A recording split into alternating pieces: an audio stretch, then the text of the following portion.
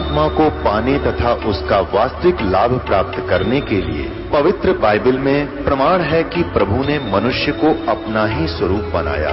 6 दिन में सृष्टि रचकर 7वें दिन विश्राम किया। कुरान शरीफ में प्रमाण है कि हजरत मोहम्मद को खुदा स्वयं कह रहे हैं कि मैंने तुम्हें उस परमात्मा की महिमा बताने के लिए भेजा है। वो परमात्मा कबीर है जिसने 6 दिन में सृष्टि रची तथा 7वें दिन तख्त पर जा विराजा। उसकी खबर किसी बाखबर से पूछकर तो देखो। कृपया अवश्य सुनिए जगत गुरु तत्वदर्शी संत रामपाल जी महाराज के अमृत वचन। नमस्कार दर्शकों, आधुनिकता के इस युग में मनुष्य हर काम करने में सक्षम है, परंतु अभी भी साइंस भी प्रेत बाधा का कोई हल नहीं निकाल पाई। आज कई ऐसे घर हैं जिन्हें प्रेत बाधाओं ने सताया हुआ है। दर्शकों, एक ऐसे ही व्यक्ति की जीवन कहानी से आज हम आपको रूबरू करवाने जा रहे हैं। ये हैं ओमवीर जी, जो कि उत्तराखंड के रहने वाले हैं। इनकी पत्नी को भूत प्रेत की विकट बाधा थी और यहाँ तक कि इनके बिस्तर पर बैठकर भूत प्रेत इन्हें परेशान किया करते थे। परमात्मा की तलाश और इस समस्या के समाधान के लिए ये कई साधु संतों के पास गए, शिव जी की पूजा अर्चना की, परंतु शास्त्र विरुद्ध साधना होने के कारण इन्हें कोई लाभ नहीं मिला। पर कहते हैं ना, अगर सच्ची आस्था और विश्वास हो तो पूर्ण परमात्मा सबकी सुनते हैं। ऐसा ही इनके साथ भी हुआ। एक दिन इन्हें पता चला उस पूर्ण परमात्मा द्वारा भेजे गए पूर्ण संत रामपाल जी महाराज जी का, जिनसे नाम उपदेश लेने के पश्चात इन्हें अनेकों लाभ मिले। इनकी भूत प्रेत की बाधा जड़ से खत्म हुई, आर्थिक स्थिति सुधरी और साथ ही इनकी नशे की बुरी लत भी छूट गई। अब संत रामपाल जी महाराज जी की कृपा से इनका जीवन सर्व सुख संपन्न है। अब आप स्वयं सुनिए ओमवीर जी के शब्दों में उनका दुखमय जीवन जीने से लेकर सुखमय जीवन जीने तक का सफर। नमस्कार सर। नमस्कार सर। सर क्या नाम है आपका? सर मेरा नाम है ओमवीर कोहली। ओमवीर जी आप कहाँ से हैं? मैं किच्छा उत्तराखंड से हूँ। सर संत रामपाल जी महाराज से नाम दीक्षा आपने कब ली? सर मैंने संत रामपाल जी महाराज से नाम दीक्षा ली थी 2020 में। ओमवीर जी अपने भक्ति सफर के बारे में बताइए, आपने क्या क्या भक्ति साधनाएं पूजाएं की हैं? सर मैं पहले शिव जी की भक्ति करा करता था, हनुमान जी की भी भक्ति करता था और मैं मूर्ति बनाने का काम जानता हूँ। मैं मूर्तियाँ भी बनाता था देवी देवताओं की। और सर मैंने जो समाज के जो साधु संत होते हैं, बड़ी बड़ी जटा रखाए हुए होते हैं, मैं तो भगवान की तलाश में मैं सोचता भाई इनको ही पता होगा, तो मैं उनके साथ में भी बहुत संगत करी है। नागाओं की, इनके मतलब अखाड़े में भी गया हूँ मैं, वहाँ पे खूब संगत करी है। पर मेरी आत्मा को संतुष्टि नहीं हो रही थी। बस ये लोग नशा ही नशा करते रहते हैं और बाकी कोई परमात्मा के बारे में जिक्र ही नहीं करना चाहते हैं। तो वहाँ मेरी आत्मा को संतुष्टि नहीं मिलती थी। फिर क्या हुआ, मेरी शादी हुई थी तो मेरी भगतमती पे भूत ब्यादा हो गई थी। उसमें भी मैं बहुत ही ज़्यादा दिक्कत होती थी मेरे लिए। मैं घर तो काम करके जब आता था, जब उन्हें देखता था तो मुझे फिर कुछ अच्छा नहीं लगता था। उनको देख कर मुझे बहुत टेंशन होती थी और भूत ब्यादा मेरे घर में बहुत ज़्यादा थी। और उनको बीमारी भी थी, मतलब टाइफाइड वगैरह और भी बीमारियां हो जाती थी। तो उससे मैं बहुत परेशान रहता था। मैं सियानों के पास में और डॉक्टरों के पास में जा कर के थक गया था। सर जैसे कि भूत ब्यादा थी मेरे घर में, तो मैं जब घर के अंदर आता था तो मुझे नहीं दिखते थे भूत लोग। वो हमारी घरवाली जो थी उनके लिए सपा बेड पे बैठे हुए वो लोग देखा करते थे और उनके तरफ हंसते थे। उनको कोई कैसा दिखता, कोई कैसा दिखता, वो रो रो करके बताती, मेरे पीछे तो भाग जाती, देखो ये आ रहा मेरे तरफ, कुछ ऐसे कर रहा है, ऐसे कर रहा है। मैं बहुत परेशान था। मैं शिव जी की भक्ति करता था। फिर मैं घर में आने के बाद धूप बत्ती लगाता था और शिव जी से फिर मतलब कहता था कि शिव जी ऐसे ऐसे मेरे घर में ये दिक्कत हो रही है, ये आप दूर करो। पर कुछ नहीं होता था। वो भूत लोग हंसते थे, बोले कौन है, कोई शिव जी नहीं है जे, वो ऐसे ऐसे करते थे। तो मुझे बड़े, मैं रोने लग जाता। मैं कहता बताओ भगवान भी साथ नहीं दे रहा है और कोई किसी के साथ नहीं दे रहा। घर में भी कोई लोग साथ देना नहीं चाहते थे, क्योंकि भूत से तो सभी डरते हैं कि भाई हमसे नहीं चिपक जाए, तो इसीलिए कोई साथ नहीं देता था। तो मैं अपनी मम्मी को समझाता था। तो मेरी मम्मी को मैंने सब बात बताई, तो मम्मी के ऊपर भी भूत आकर के मुझसे बोलने लगा, बोला। तो मैंने कि बताओ, जिसको मैं बताना चाहता हूँ उसी के ऊपर आकर के जो लोग मेरे लिए ऐसे करते हैं। फिर मैं कहता था तुम मेरे ऊपर भी आकर देखो एक बार। तो बोले तेरे ऊपर ही तो बस नहीं चल रहा है, नहीं तो तेरे पे भी आ जाए हम, पर तेरे ऊपर आ नहीं पा रहे हैं। मैंने कि क्यों नहीं आ पा रहे? बोले तेरी कोई ना कोई तो रक्षा कर ही रहा है। तो ऐसे करके बोलते, तो मुझे इतना एहसास होता था कि परमात्मा का हाथ हमारे सर पे है, पर परमात्मा है कौन ये नहीं पता था। तो एक दिन क्या हुआ, मंदिर में बैठा हुआ था सर, मेरे घर के नज़दीक में ही एक मंदिर है शिव जी का, मैं वहाँ पे बैठा हुआ था, वहाँ सेवा भी बहुत करा करता था मैं। तो उस मंदिर में जब मैं बैठा था तो एक बुजुर्ग थे, वो बोलने लग गया कि आपको जिसकी तलाश है ना वो हरियाणा में आए हुए हैं। मैंने कहा मुझे किसकी तलाश है? बोले आपको भगवान की तलाश है ना, परमात्मा की। मैंने कहा हाँ मेरे को भगवान की तलाश है। तो बोले वो हरियाणा में आए हुए हैं। मैंने कहा हरियाणा में कौन? तो बोले संत रामपाल रूप से आए हुए हैं। मैंने कहा अच्छा। तो मैंने मोबाइल में फिर निकाला, बोले मोबाइल में उनका बहुत आ रहा है। तो मैंने मोबाइल में निकाल के देखा संत रामपाल जी महाराज के बारे में। तो उसमें जब देखा तो परमात्मा का मैंने जब सत्संग देखा संत रामपाल जी महाराज का, तो उसमें वो बताते हैं कि भाई जब तक गुरु ना मिले सांचा तब तक बदलो 10 पाँचा, और गुरु के शरण में आने के बाद में हमारे सभी संकट दूर हो जाने चाहिए। और गुरु के शरण में आकर अगर संकट दूर नहीं होते हैं तो उस गुरु को त्याग देने चाहिए। जैसे एक डॉक्टर के पास हम जाते हैं, अगर उस डॉक्टर के पास हमारी मर्ज सही नहीं हो रही है तो हमें दूसरे डॉक्टर के पास जाने चाहिए। ये नहीं कि उसी की चारपाई पे पड़े होकर के और दम तोड़ देने चाहिए, ऐसा नहीं। तो इसीलिए अगर गुरु भी अगर हमें सही नहीं मिला हुआ तो गुरु चेंज कर देने चाहिए। तो मैंने कहा यार बात तो बड़ी अच्छी कह रहे हैं जे। तो मैं संत रामपाल जी महाराज के सत्संग सुनता रहा। एक दिन क्या हुआ, बारिश हो गई खूब तेज की, और हमारे टीन सेट है मेरे घर में, तो टीन सेट में से पानी टपकने लग गया। तो हमारी जो घरवाली थी वो अकेली थी घर पे, मैं बाहर था। तो पानी की खूब मोटी धारा एकदम गिरने लग गई, चिचिया गए। तो उनने परमात्मा कबीर साहब जी को, संत रामपाल जी महाराज को एक बार उनको याद करा था हमारी घरवाली ने कि हे परमात्मा, अगर आप सत्संग देते हो, आप सदगुरु हो, तो मेरे घर का ये पानी टपक रहा है ये बंद कर दो। और लाइट भी नहीं थी उस वक्त, बारिश आ रही थी, तूफान जैसा आ रहा था, तो वो पानी एकदम झम हो गया। फिर जो है मेरे घर में भूत ब्यादा थी, वो भी हल्के हल्के, मतलब जब पूर्ण परमात्मा संत रामपाल जी महाराज से मैंने जब नाम दीक्षा ली थी, फिर उसके बाद में मेरे घर में भूत ब्यादा के जो जितने भी चक्कर थे वो सब समाप्त हो गए। ओमवीर जी, आप बहुत परेशान थे। हम साधु संतों की तलाश इसलिए करते हैं कि हमें लाभ मिले, हमारे दुखों का निवारण हो। तो संत रामपाल जी महाराज को अपना गुरु बनाने के बाद आपके क्या अनुभव रहे?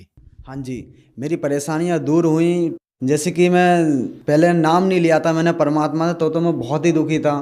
तो अब जब परमात्मा संत रामपाल जी महाराज से मैंने जब नाम दीक्षा ली है, तो मेरे घर में जो भूत ब्यादा थी वो भी सब बंद हो गए। और जो मेरा अस्पताल में बार बार दवाई लेने जाता था, मैं कितना भी कमा लेता था फिर भी दुखी रहता था। जो भी पैसा था मेरा भूत ब्यादा में या फिर डॉक्टरों में चले जाता था।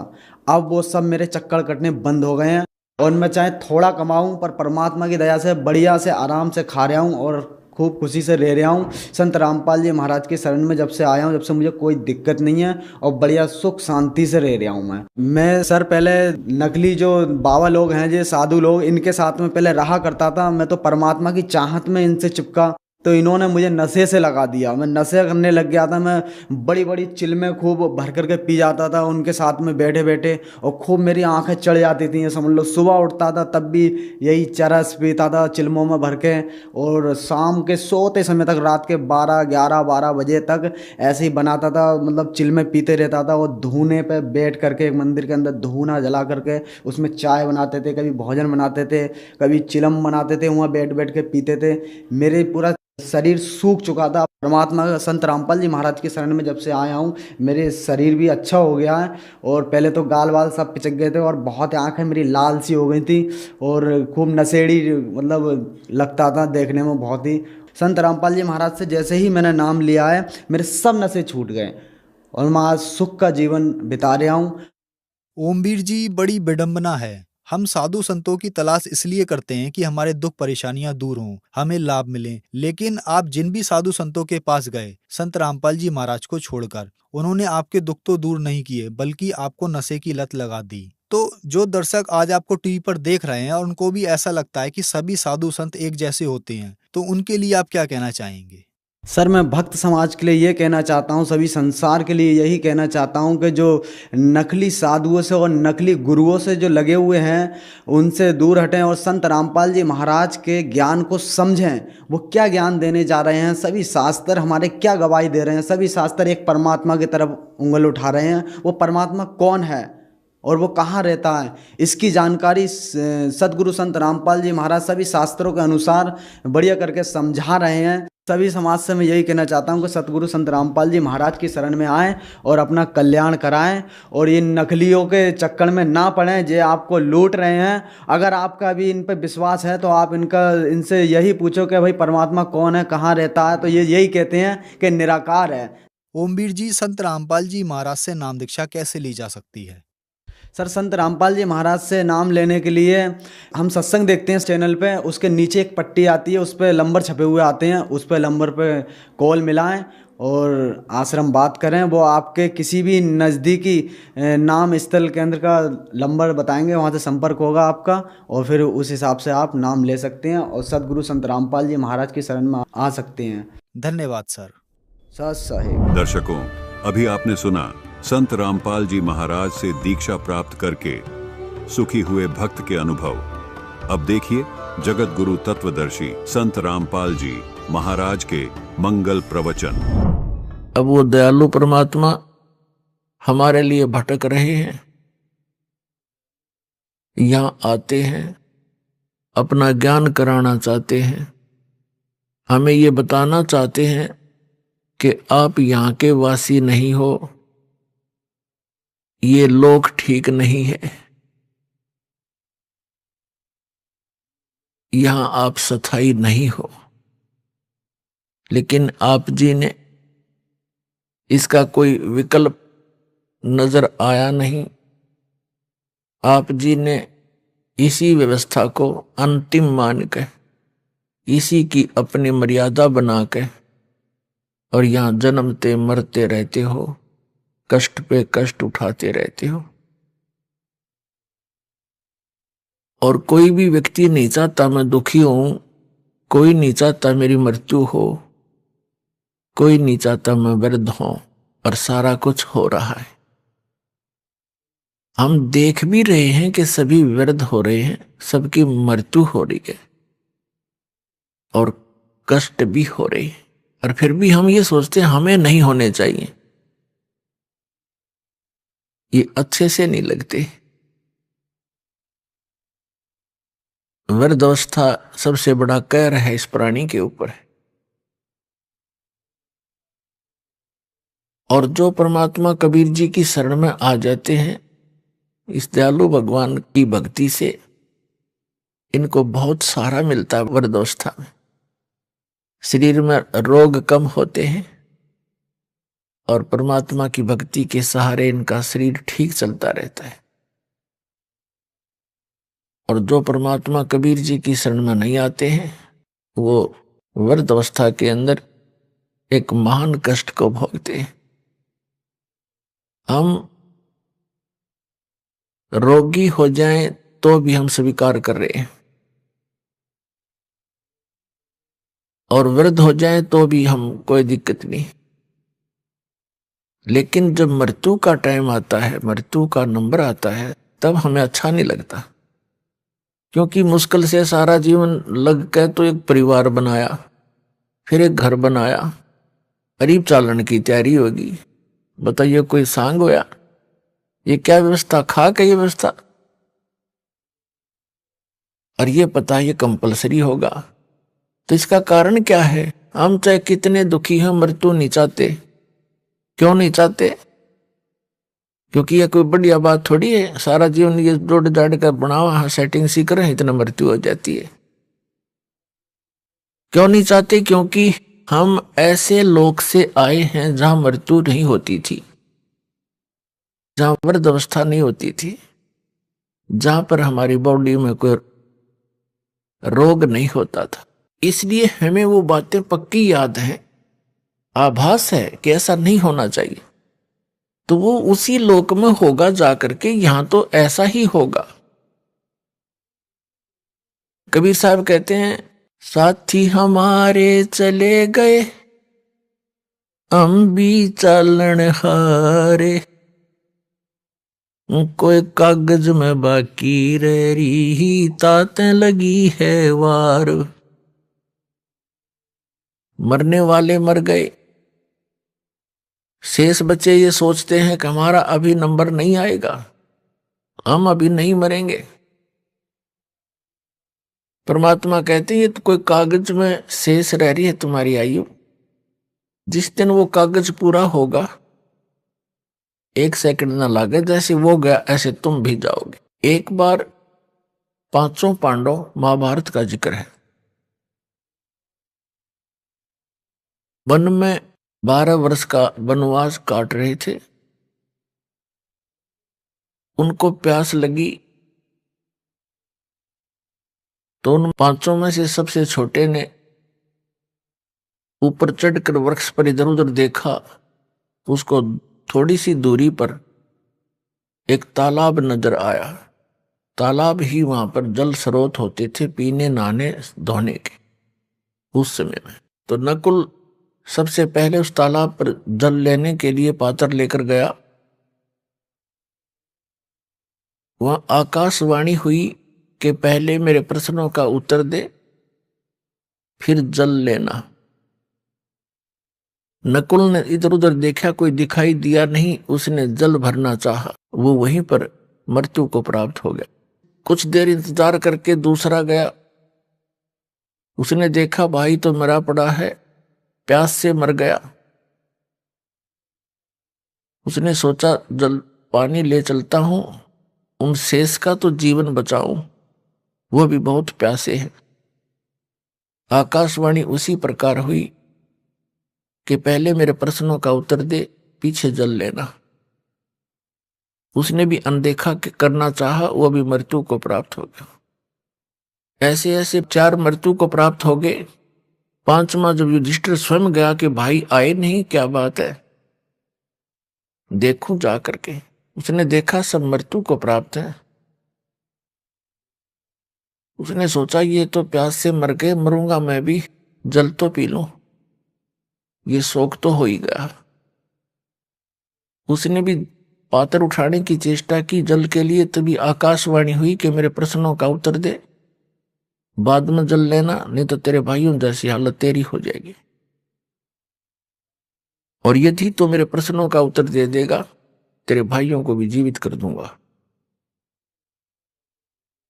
युधिष्ठिर ने कहा कि बोल कौन है तू, कहां दिखाई तो दे नहीं रहा। तो उनमें से एक प्रश्न था कि इस संसार में सबसे बड़ा आश्चर्य क्या है। युधिष्ठिर ने उत्तर दिया, सबसे बड़ा आश्चर्य है कि हम प्रतिदिन सबको मरते देखते हैं, लेकिन अपने मरने की चिंता कभी नहीं करते। तो कहने का भाव यह है पुण्यात्माओं, हम और मर जाओ सारे, पर आप जीवित रहे बस ठीक से। और वो भी तो यही सोच रहे थे, ठीक है फलाना मर गया कोई बात नहीं, उसको ये हो गया था वो हो गया था, अटकलबाजी सी, और चलो। तो पुण्यात्माओं परमात्मा यहां याद दिलाना चाहते हैं, जिस लोक में तुम रह रही हो लोक ठीक नहीं है।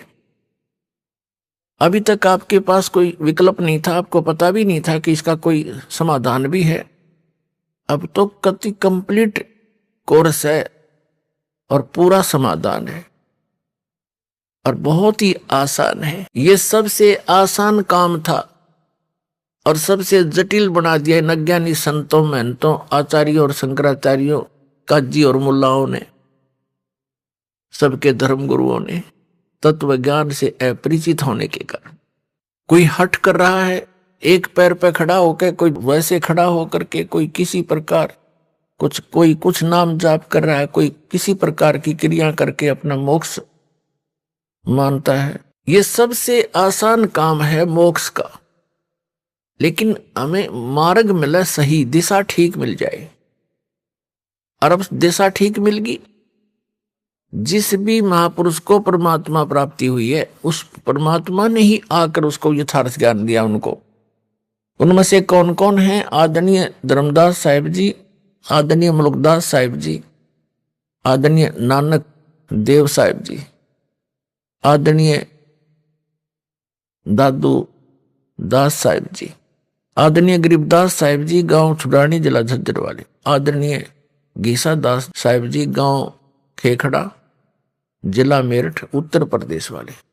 ये महापुरुष हैं जिनको भगवान स्वयं आकर मिले और उस स्थान पर ले गए जहां वो सुख इस जीव को हो सकता है। और वहां अन्य जो प्राणी हैं, पहले के भक्त हैं, वहां वो कितने सुखी हैं।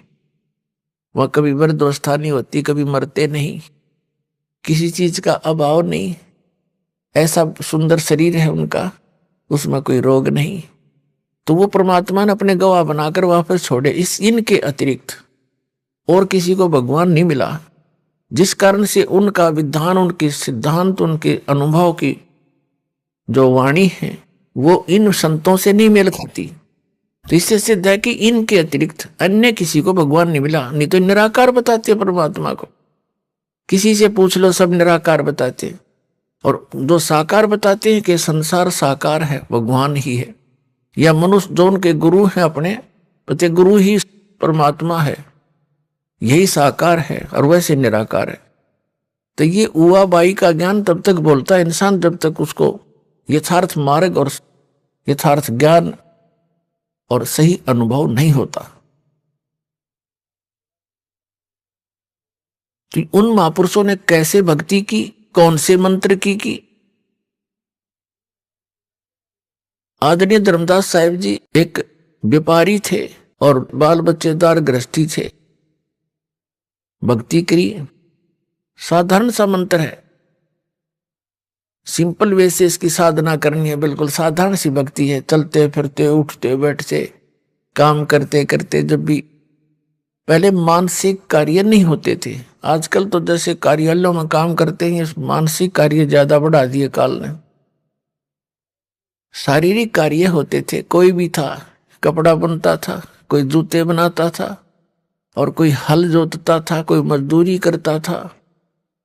तो ये सब शारीरिक कार्य ज्यादा होते हैं। तो उसमें चलते फिरते, उठते बैठते उस परमात्मा का नाम का सिमरन करना है बस। नाम उठत नाम बैठत नाम सोवत जागबे, नाम खाते नाम पीते नाम सेती लागबे। और किसी भी सदग्रंथ ने उठाकर देख ले, जो सदग्रंथ है उन्होंने यही समर्थन दिया है कि परमात्मा का नाम काम करते करते अपना कर्म योगी बनकर भक्ति करे। और काम छोड़कर बैठ गया तो तेरा निर्वाह कैसे होगा, गीता में यहां तक कहा है। तो अब वो मार्ग आपको मिल गया है, इसको स्वीकार करो और कल्याण करा लो, बहुत आसानी से बनेगी बात। अब क्या बताते हैं, परमात्मा के साथी हमारे चले गए, हम भी चालन हार, कोई कागज में बाकी रह रही, तातें लगी है वार।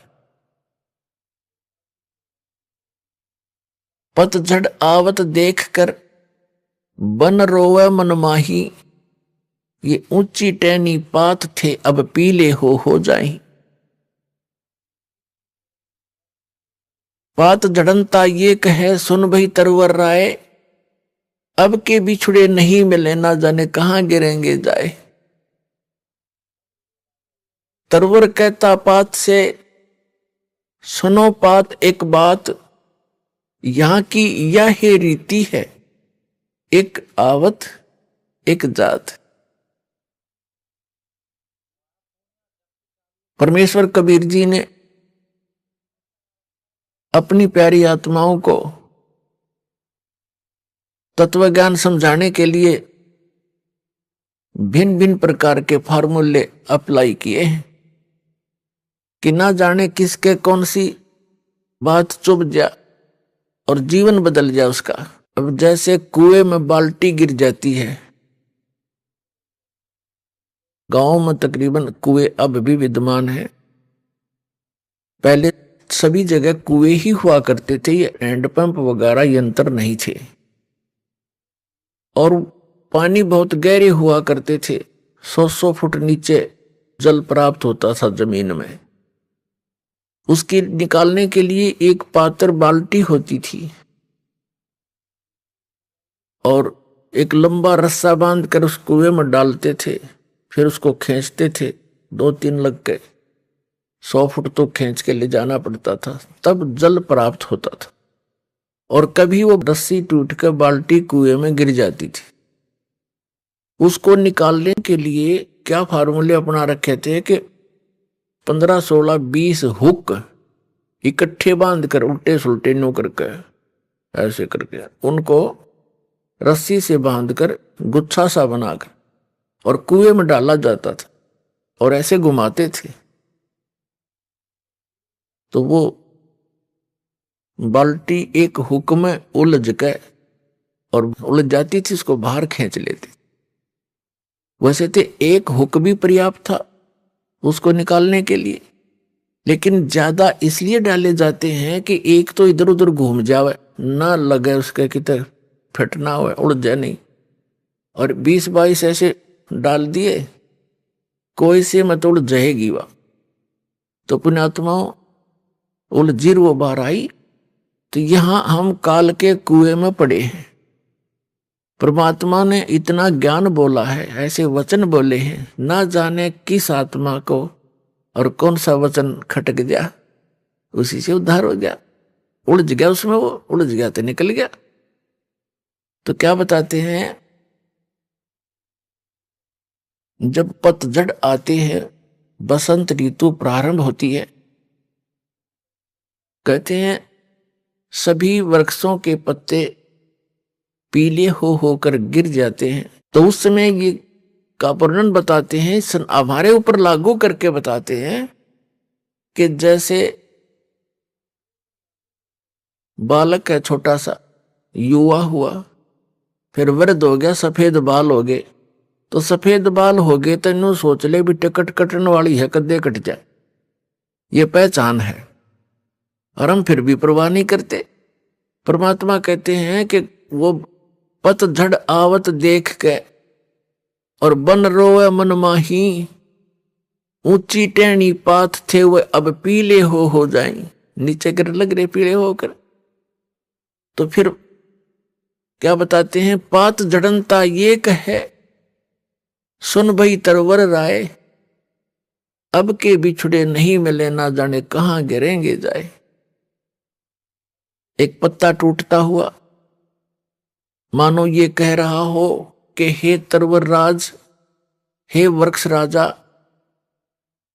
अब हम तेरे से बिछुड़ रहे हैं, ना जाने कहां गिरेंगे, किसी पशु के पैर के नीचे कटेंगे या गंदे नाले में पड़कर सड़ेंगे, ना जाने कहां गिरेंगे।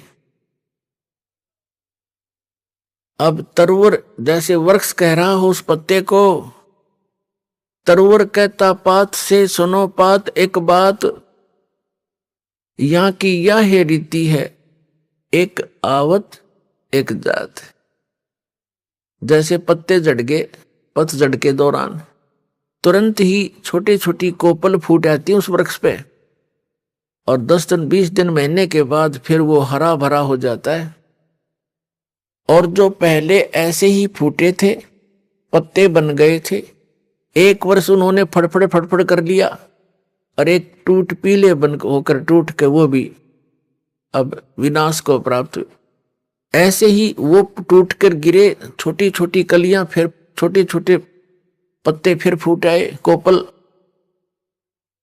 और वो भी पत्ते बन जाएंगे। 1 वर्ष के बाद वो भी ऐसे ही विनाश को प्राप्त हो जाएंगे। तो इस संसार को परमात्मा इस काल के लोक को दर्शाना चाहते हैं, यहाँ की व्यवस्था को कबीर परमेश्वर जी बताना चाहते हैं कि जैसे बच्चे का जन्म हुआ, फिर युवा हुआ, विवाह हो गया, उनके संतान होगी, छोटे फिर बच्चों के भी संतान होगी, अपनी मृत्यु निकट आ गई, पोता पोती बच्चे अपना वो कोपल फूट आई, वो बूढ़ा मर जाएगा, बच्चे जवान हो जाएंगे, फिर वो मर जाएंगे, फिर उनके जवान हो जाएंगे। तो परमात्मा यहां बताना चाहते हैं कि यहां की यह है रीति है, एक आवत एक जात। अपने आत्माओं, जैसे कोई व्यक्ति सारा जीवन अपने परिवार पोषण में, मकान कोठी बनाने में लगा ही देता है सारा, जिसको ये ज्ञान नहीं, वो सारा काम में वो करे आजीवन, बस उतने में ही सीमित रहता है। ये तो सत्संग सुनने से पता लगता है कि हमारा मूल कार्य तो कुछ अन्य था। तो ये सत्संग भी बहुत पुण्यकर्मी प्राणी को ही प्राप्त होता है। तो क्या बताते हैं कि वो व्यक्ति जो अपने मकान बनाने में बच्चों का पालन पोषण करने में और बड़ी उनके बीच में प्यार से रह रहा था, सारा जीवन लगा दिया और फिर मृत्यु की निकट आ गई, कोई रोग हो गया, ऐसा दे रोग हो गया, परिवार को भी पता लग गया कि इसकी मृत्यु निश्चित है और स्वयं को भी ज्ञान हो गया। तो फिर वो रह रह कर सोचता है, भगवान अब क्या होगा मेरा। तो अन्य लोग व्यक्ति मिलने आते हैं, कुल के व्यक्ति, नाती, तब उसको समझाने की चेष्टा करते हैं, भाई या तो एक दिन सब नहीं जाना है, आपका समय ही इतना था, चिंता ना करना कि तू यहां सबके साथ ऐसे ही बनता है। तो कहने का भाव ये है कि ऐसे ही जैसे वो पत्ता टूटता हुआ कह रहा हो, पात जड़नता ये कहे सुन भई तरवर राय, अब के बिछुड़े नहीं मिले, फिर नहीं मिलेंगे, ना जाने कहां गिरेंगे जाए। तरवर कहता पात से सुनो पात एक बात, यहां की तो यह रीति है, एक आवे एक जात। तो ऐसे स्थान पर आप कितने निर्भय होकर रह रहे हो और क्या क्या बकवादें करते हो सारे जीवन में, बगैर ज्ञान के कुबद की जाती है। जिस इंसान को यह पता लग गया तेरी मृत्यु निकट है, वो करके दिखाओ नाचा गाई और करो बकवाद एक करके दिखाओ, उसका मन नहीं मान सकता। तो हम इतने अबोध हैं या इतनी भांग पी रखी है इस काल के, इस माया की, कि हमने वो दिखाइए ना देता, सुना को बताना चाह उसका असर हमारा होता नहीं। अब जैसे महापुरुषों के पास जाते हैं, उनका चेहरा भले ही वो अंदर से खुश होते हैं लेकिन ऊपर से वो मायूस दिखाई देते हैं। आदरणीय नानक देव साहिब जी के पास कुछ भक्त गए जाते रहते थे, कुछ नए नए भी जाते हैं, तो वो देखते हैं कि हमने तो साधु संतों के चेहरे बड़े खिले हुए लाल लाल देखे, उनके देखे जो पेट भर थे, ऊपर से दिखे साधु, उनको ज्ञान था ही नहीं। अच्छी खावा काजू किशमिश मेवार पेलन डंड की 2 किलो पीवे दूध इकट्ठे, उनके तो आप लाल चेहरे होंगे, वो तो काल के पशु है। और जो संत है उन्हें तो टाइम पास करना मुश्किल हो जाता है यहाँ पर, जब ज्ञान हो जाएगा। तो नए नए भक्त जाते थे, वो पूछते हैं कि महाराज जी आप हमें कभी खुश नजर नहीं आए, आप ऐसे रहते हो जैसे आपका कोई चीज गुम हो गई हो, मायूस रहते हैं। तो नानक जी ने कहा कि ना जाने काल की कर डारे और किस विध ढल जा पासावे, और जिन्हां ते सरते मौत खुड़क दी उन्हां नू केड़ा हासा। कहा करते महात्मा कि तुमने ज्ञान कौन बालको, हमें अपनी मौत दिखाई देती है। 1 मिनट में 1 सेकंड में ना जाने काल के बिजली गिर देर किस क्षेत्र में डाल दे। सामने ठीक ठाक सोए थे, उड़ीसा में एक बार साइक्लोन आया था, ये बहुत जबरदस्त, पानी समुद्र का जल हवा के वेग से 30-40 फुट ऊंचा उठकर अरे से चल पड़ता, फुल स्पीड से 200 किलोमीटर प्रति घंटा की स्पीड से, और वो इतना प्रेशर से चलता है, जिस क्षेत्र में से गुजरता है उनके मकान मकोन सबको तहस नहस कर, और जो जितने भी उसके अंदर होते हैं सभी पानी में डूबकर मर जाते हैं, उनको कहीं इधर उधर जाने का समय नहीं मिलता। और वो सभी इसी तरह लगे हुए थे जैसे शेष बचे हुए लग रहे हैं, ये कर दूंगा वो कर दूंगा फलाना कर दूंगा, उस पर ऐसे कर दूंगा, ये कोठी बनाऊंगा। जो बनाना था वो प्रारंभ भी नहीं कर पाते, ये करना था जो भक्ति करो परमात्मा ने याद रखो, और समर्थ की शरण में आने से ये आपदाएं भी टला करती हैं। तो क्या बताते हैं, ना जाने काल की कर डारे किस विध ढल जा पासावे, और जिन्हां सरते मौत खुड़क दी उन्हां नू केड़ा हासावे।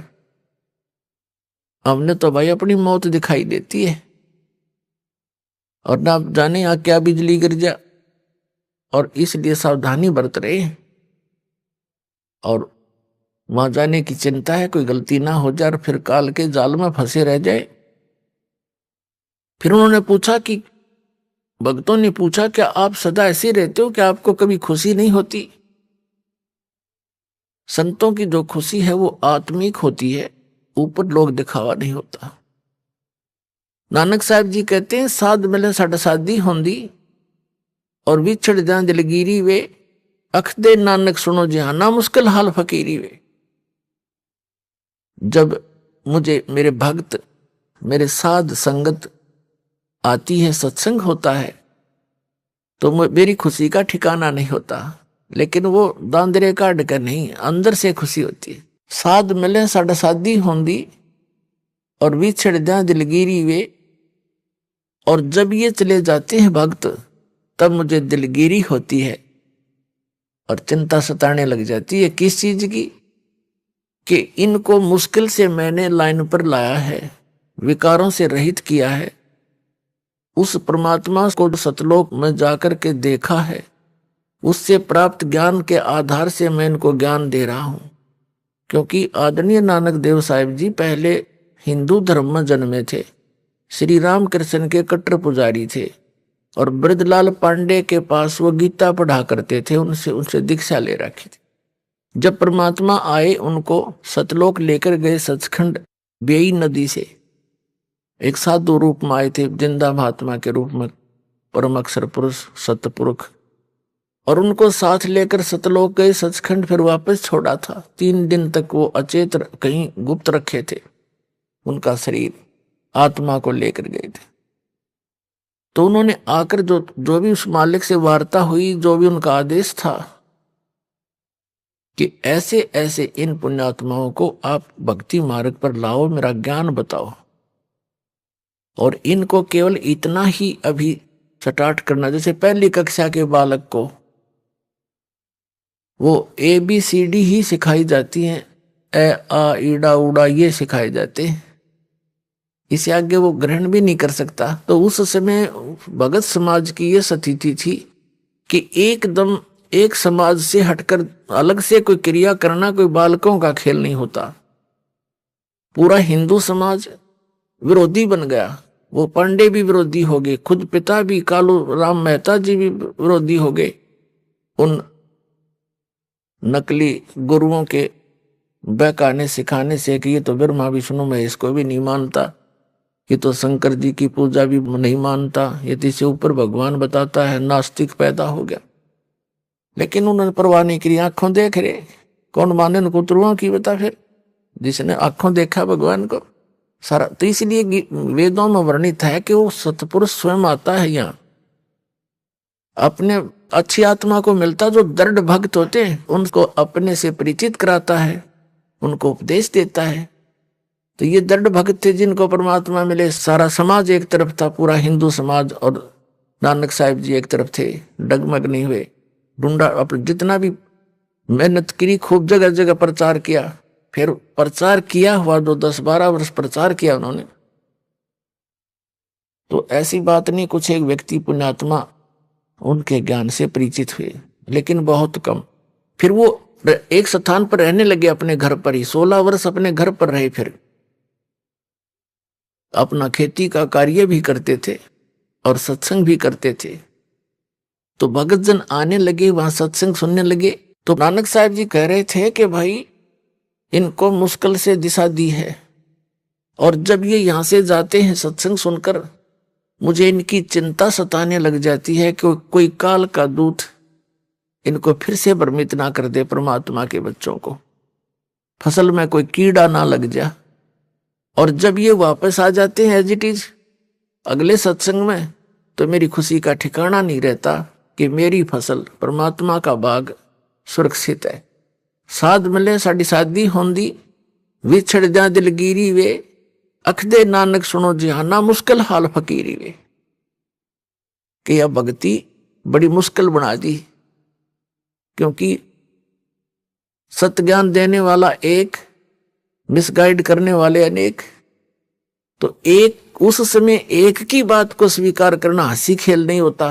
वहां से जाते ही कोई कुछ कह रहा है, कोई कुछ कह रहा है, वाह भाई वाह, तुम कहां से ले आए कबीर भगवान, तुम कहां से ले आए ये ज्ञान, ये नाम। तो इसलिए रह रहकर सत्संग में आने से दृढ़ हो जाते हैं, प्रमाणों से परिचित हो जाते हैं, तो फिर वो भक्त सॉलिड हो जाते हैं, डगमग नहीं होते। तो इसलिए भय नहीं मानते अन्यों को मरते हुए देखकर भी, क्योंकि हमें तत्व ज्ञान नहीं, हम बालक जैसे हैं। 10 बच्चे हों छोटे छोटे और खेल रहे हो, साथ में गड्ढा हो, 10 के 10 गिर जाएंगे उसमें। एक गिर गया, दूसरा भी खेलता खेलता तीसरा भी, क्योंकि उनको पता है नहीं ये मर रहे हैं, तू बच जा। उनकी इतनी बुद्धि काम करती ही नहीं। तो आज जब तक आपको ये तत्व ज्ञान नहीं होगा, आप उस अतिथि के बच्चे हैं। अब इस ज्ञान से आपकी बुद्धि विकसित होगी, फिर डर लगेगा, डर लगेगा तो उसका समाधान भी होगा। तो इसी प्रकार परमात्मा हमें ये ज्ञान कराना चाहते थे कि तुम इस झूठे सुख को सुख कहे, ये मान रहा बनमोद, ये सकल चबीना काल का, कुछ मुख में कुछ गोद। इस झूठे सुख को सुख मान बैठे तुमने सुख का तो आभास भी नहीं है। चाहे सारी पृथ्वी का प्रधानमंत्री बन जाए, सारी पृथ्वी का राष्ट्रपति राजा बन जाए, और उसको भी सुख नहीं हो सकता। सुख है ही नहीं। यहां पर हमने देख लिया उसको, राजा है, मंत्री है, मुख्यमंत्री है, झंडी वाली कार है, और बड़ी शोभा है इस व्यक्ति की। उसके अंदर जाकर देखो 36 टेंशन लिए फिरता है सारा दिन। सुख है उसको?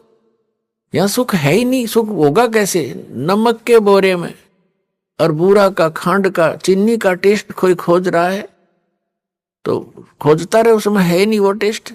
तो सतलोक तो बूरा का बोरा समझ लो, और ये काल का लोक मिलता जुलता उसी के उस वैसा ही है, डुप्लीकेट कॉपी कर रखी है। जैसे एक नमक हो कूटा हुआ, हर एक में बूरा भर रखी हो, बर्तन में, कटोरे में, एक जैसी लगे हैं, पर टेस्ट से पता लगेगा बूरा कौन सी और नमक कौन सा है। तो ये ऐसा है, ये तो नमक है, हम इसको बूरा मान रहे हैं। कहते हैं बूरा जान चाटत है रेही। यहां के जितने भी सुख हैं स्वर्ग महास्वर्ग तक के, ये तो रेही चाटना है। रेही माने जैसे जिस जमीन के ऊपर सफेद सफेद फफूंदी सी हो जाती है, उसको रेही बोलते हैं हमारी देसी लैंग्वेज में। तो उसका टेस्ट जीभ पर के देखो, नमक से ही बुरा। तो परमात्मा कहते हैं और बुरा चख के देखो, फिर बुरा जान चाटत है रेही। ये इस सुख को सुख मान रहे, ये तो उस परमात्मा सतलोक के सुख के तुलना में बुरा और रेही यानी नमक समझो, इतना अंतर है। तो क्या बताते हैं परमात्मा कि तुम्हें अब बालक हो, डर नहीं लगता मृत्यु से। तुम ये सोच रहे हो नहीं, आदमी 100 वर्ष तो जीवित रहता ही है व्यक्ति, और जो यही आशा लेकर जी रहा था 20 वर्ष का मर गया, कोई 30 का मर गया, कोई 5 वर्ष का मर गया, उसको तो हम इत्तेफाक मानते हैं। तो वो इत्तेफाक क्या आप पर लागू नहीं हो सकता? वहां बुद्धि काम करती नहीं, क्योंकि हम अबोध बालक हैं। तो उसके लिए इस ज्ञान की आवश्यकता पड़ती है। फिर आपकी रुचि न्यारी बनेगी समाज से, और आपका रह रहकर सत्संग में आने को दिल करेगा। जब आपकी रुचि संसारिक बकवादों से हटकर बीड़ी, शराब, मांस, तमाकू, नाचा गाना, बेमतलब की चोरी, हेरा फेरी, जारी और रिश्वतखोरी, इनसे हटकर आप सही लाइन पर आओगे, तो अन्य व्यक्तियों को फिर अच्छे से नहीं लगोगे, न्यों कहेंगे मूर्ख हो गया। तो जब कोई विभाग में कार्यरत व्यक्ति है और वो अपनी बुराई छोड़ देता है, रिश्वत लेना भी त्याग देता है, तो अन्य उसके साथी जो पहले जिस रंग में वो रंगा हुआ था उसी में वो तो अभी है। वो मजाक बनाते हैं, बुद्धि भ्रष्ट होगी इसकी, ये रिश्वत भी ना लेता, शराब भी छोड़ दी, बीड़ी भी ना पीता, तीसरे दिन सत्संग में जा है, मूर्ख है। तो परमात्मा कहते हैं जो भगवान के ज्ञान से अपरिचित हैं उनको तो हम मूर्ख दिखे, और हमने वह कति मूर्ख दिखे। वो किस आशा को लेकर जी रहे हैं? बिन उपदेश अचंभ है क्यों जीवत है प्राण, और भक्ति बिना कहाँ ठोर है ये नर नाही पाषाण। भक्तों की दृष्टिकोण तो ये बन जाता है कि बिन उपदेश अचंभ है, जो जिन्होंने नाम नहीं ले रखा, ज्ञान नहीं सुन रखा, अचंभ है, आश्चर्य है। वो क्यों जीवित हैं, किस लिए जी रहे हैं, वो क्या आशा लिए बैठे हैं। और भक्ति बिना कहाँ ठोर है, ये नर नहीं, ये तो पत्थर है। अब फिर क्या बताते हैं कि संत भक्त जब इस बात से परिचित हो जाते हैं, परमात्मा के ज्ञान पर दृढ़ हो जाते हैं, वो संसार की दृष्टि में मूर्ख दिखाई देते हैं। उनके विषय में परमेश्वर क्या बताते हैं? अकल अलूने दीखते, ये सर्व अकल के मूल, सदा रटे हरि नाम को ये झूल ले अनहद झूल। संसार को जो ये अकल अलूने दिखते हैं, अकल अलूने माने बिना अकल के आदमी, और ये तो सर्व अकल के मूल, ये सभी बुद्धि के, अकल के, ज्ञान की जड़ है इनके पास। इन्हें सब कुछ जान लिया, और लोग इसने अकल अलूने के हैं, बिना अकल के सत्संग में जाते हैं, पैसा बर्बाद करते हैं, काम छोड़ देते हैं, हर दो सारा दिन वही घर पे रहते हैं, सारा कुछ, सारा जीवन उसी पर लगा देते हैं। एक झटका लगते ही 50,000 की हानि हो जाती है, कोई भैंस मर जाती है, फसल नष्ट हो जाती है, कोई बच्चा बीमार हो जाता है, वो गया सारा कमाया। और हम परमात्मा की शरण में आएंगे, ये घटनाएं बचेंगी हमारी, तो हमें तो लाभ हो यार, परमात्मा मिलेगा वो अलग से लाभ हमारे को। तो कहने का भाव ये है कि वो वहां पर रहते हैं और तो भी हानि हो जाती है, और परमात्मा की शरण में जो आते हैं, सच्चे दिल से चलते हैं, उनके वारे न्यारे होया करें। जब भक्ताएं कहानी होगी तो फिर भक्ति कौन करेगा? जरूरत नहीं फिर भक्ति की, आगे खड़ा पाओगा परमात्मा। बहुत से ऐसे प्रमाण हैं, लेकिन हम उनको थोड़ा सा अवॉइड ही कर लेते हैं कि ऐसा तो वैसे भी हो गया होगा, ऐसा हो गया होगा। एक भक्त बता रहा था जी, उधर से तो सत्संग का समय आ गया और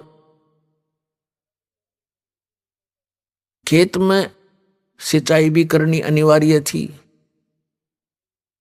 तो मैंने सोचा चल देखी जागी, बच्चों को कहा अभी देख लियो, टाइम मिले तो तुम अपना काम संभाल लेना। मैं यहां सत्संग में आ गया, और जिस दिन मैं सत्संग में आया उसी दिन नहर से पानी लगाना था, वह नहर बंद होगी, किसी कारण से किताब ब्रीच होगी उसमें, जिस कारण से वह बंद होगी, कुछ भी कारण बना। तो चिंता तो यहां आया था, चिंता तो सता रही थी कि पानी वार गया, उसका जमीन फसल खराब होगी, कोई बात नहीं, परमात्मा और देगा कि तय कहे। क्योंकि ज्ञान यहाँ आने से बहुत सांत्वना मिलती है इस आत्मा को जो सदा भटकती रहती है। सत्संग सुनकर 2-3 दिन वो गया, फिर वापस पता चला कि उस दिन नहर नहीं आई, पानी ही नहीं था। और 4 दिन के बाद फिर आ गई, और उसी के वार में आ गई, वो फिर पड़ गया 4 दिन के बाद। तो ये चाहे इत्तेफाक हो, और उसका दृढ़ पक्का विश्वास हो गया कि सचमुच भगवान जो चाहे सो करते। तो इस तरह की घटना हमारा गेल घटा करेंगी, क्योंकि भगवान ऐसा ही काम करता है।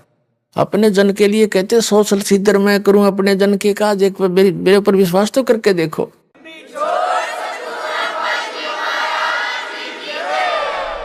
अभी आपने सुने संत रामपाल जी महाराज के मंगल प्रवचन। आइए अब सुनते हैं संत रामपाल जी महाराज से नाम दीक्षा लेकर सतभक्ति करके अद्भुत लाभ प्राप्त करने वाले अनुयायियों के विचार। दर्शकों, परमेश्वर को प्राप्त करने के लिए ऋषियों ने घोर तप किए व कठिन साधनाएं की, और राजाओं महात्माओं ने घर तक त्याग दिए। परंतु पूरा गुरु न मिलने से और शास्त्र विरुद्ध भक्ति साधना होने के कारण उनकी ये खोज भी अधूरी रह गई।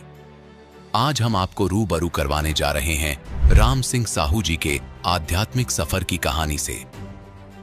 ये एक नाचने वाले कलाकार थे और कुछ समय उपरांत इन्होंने परमात्मा की तलाश में घर बार को त्याग कर पूजा साधनाएं करने लग गए। शिव जी, हनुमान जी सहित 5 देवताओं के मंदिर बनवाए और स्वयं उसमें पुजारी पद पर भी रहे।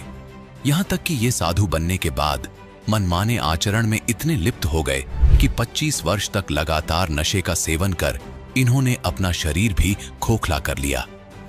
दर्शकों, आप आश्चर्यचकित हो जाएंगे कि इन्होंने इन सभी मनमानी साधनाओं का त्याग कर दिया जब इन्हें इनसे भी सर्वश्रेष्ठ उच्च कोटि के संत रामपाल जी महाराज जी का पता चला। संत जी द्वारा बताई गई शास्त्रानुकूल भक्ति साधना से इन्हें जीवन में भी अनेकों लाभ मिले। सुनिए इनके आध्यात्मिक जीवन सफर की सच्चाई जो राम सिंह साहू जी ने अपने आप बताई। नमस्कार सर। नमस्कार सर। सर, क्या नाम है आपका? राम सिंह साहू। राम सिंह जी, आप कहाँ से हैं? ग्राम करकुटला, डोंडी रहल ब्लॉक, छत्तीसगढ़। राम सिंह जी, आपने संत रामपाल जी महाराज से नाम दीक्षा कब ली? जून 2017। राम सिंह जी, आपने क्या क्या भक्ति साधनाएं की हैं? कृपया हमारे दर्शकों को बताएं। भक्ति साधना तो नहीं करता था जी, मैं बहुत बड़ा कलाकार था, नाचा कर रहा था। 25 साल तक के नाचा किया। उसके बाद मेरे को दिल्ली बुलाया ड्रामा खेलने के लिए, तो वहाँ ड्रामा किया। तो जब ड्रामा खेल के दिल्ली से मैं आया घर, तो एक संत को बोला मैं मेरे घर में यज्ञ करवाऊँगा, चलो करके। तो संत मेरे साथ में आया, तो लड़की का डेट हो गया था। तो आधे रास्ते में मैं पहुँचाया, ये भी मेरे को जानकारी नहीं हुआ ये मेरा लड़की है। कोई बाहर के आदमी बताया ये तेरा लड़की डेट हो गया है, चीता लगाने ले जा रहे हैं, ऐसे करके मेरे को बताया। तो जानकारी हुआ, तो उनके साथ मैं गया, तो चीता लगा के आया। उनके बाद मेरे दिमाग थोड़ा उल्टा हो गया। उल्टा होने के बाद में मैं 2 एकड़ खेती बेच दिया। 2 एकड़ खेती को बिगाड़ कर हनुमान जी मंदिर बनाया। हनुमान जी मंदिर बनाने के बाद में 11 साल तक के और नाचा किया। उसके बाद मेरे दिल उचाट हो जाने पर मैं मंदिर में बाबा बन गया। हनुमान जी मंदिर बनवाया हूँ, शंकर भगवान के मंदिर बनवाया हूँ, दुर्गा माता के मंदिर बनवाया हूँ, बमलेश्वरी माता का मंदिर बनवाया हूँ, कालेश्वर महादेव का मंदिर बनवाया हूँ। और वहाँ तांत्रिक कर रहा था मैं। 10 पागल मैं मेरे हाथ से सुधारे हूँ। और शनिवार मंगलवार के पूरा लाइन लगा रहा था। आते थे सब आदमी, सब ठीक होकर जा रहा था, जिसके बावजूद मेरे को कोई फल नहीं मिला। मेरे घर में हानि हुआ। तो मेरे जो है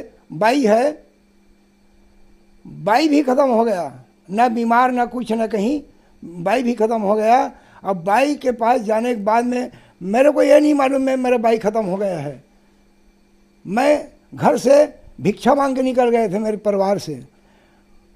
तो मेरे लड़का ने बोला तुम भिक्षा मांग कर निकले हो और गौ माता का पूछी पकड़ाए हो और इस घर में क्यों आते हो?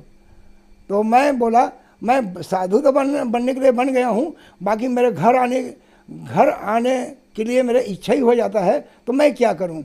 तो वो बोले मेरे लड़का ने आज से हमारे घर में नहीं आना, अब भिक्षा मत मांगना, हम दाल चावल नहीं देंगे।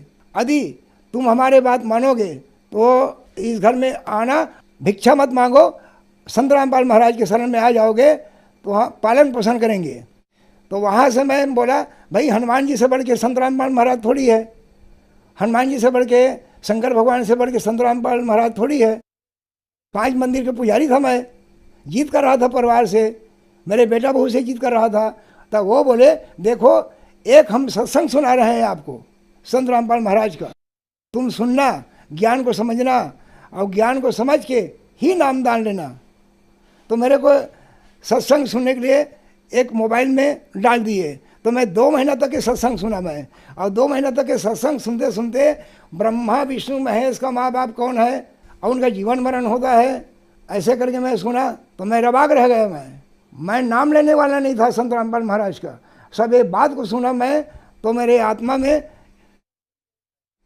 में विचार हुआ मैं संत रामपाल महाराज से नाम लूँगा करके। वहीं से मैं संत रामपाल महाराज के शरण में नामदान लिया। सूर्य गांव भुरका घाट में आश्रम में गया, तत्वदर्शी संत रामपाल महाराज से नामदान लिया। राम सिंह जी, क्या आपको लाभ भी मिले संत रामपाल जी महाराज से नाम दीक्षा लेने के बाद?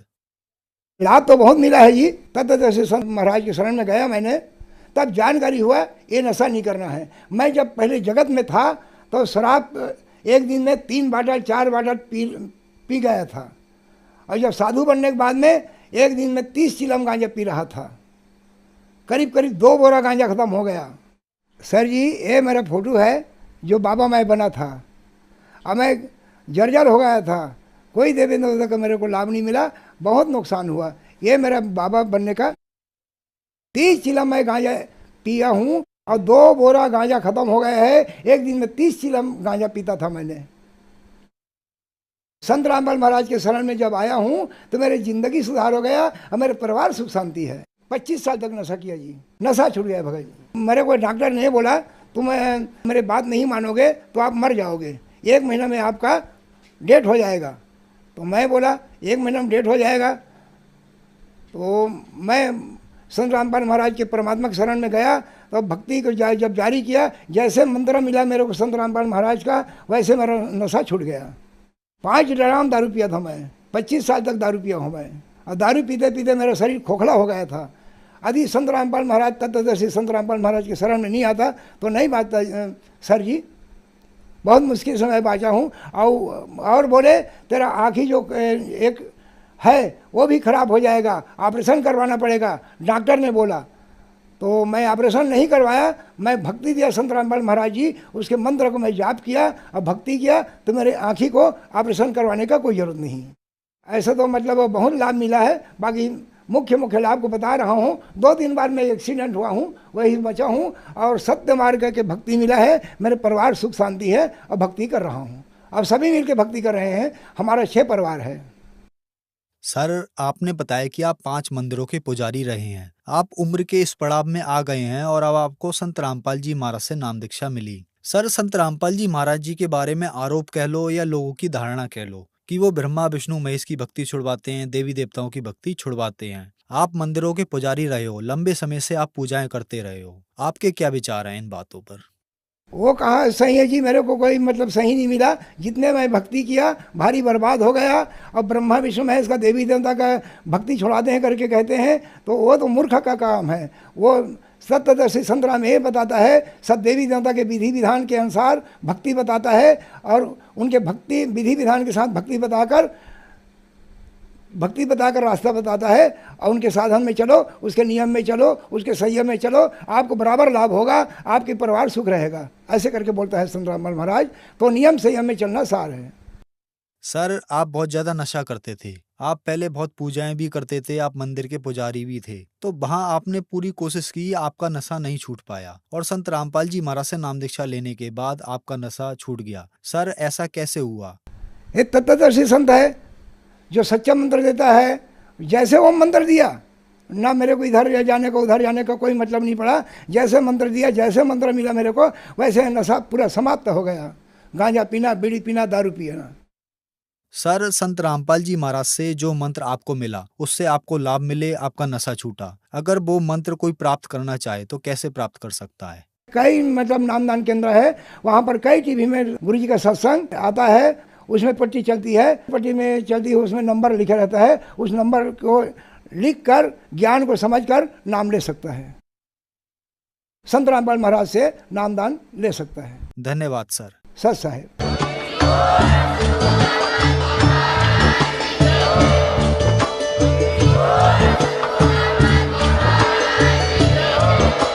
आप सुन रहे थे जगत गुरु तत्वदर्शी संत रामपाल जी महाराज जी के मंगल प्रवचन। अधिक जानकारी के लिए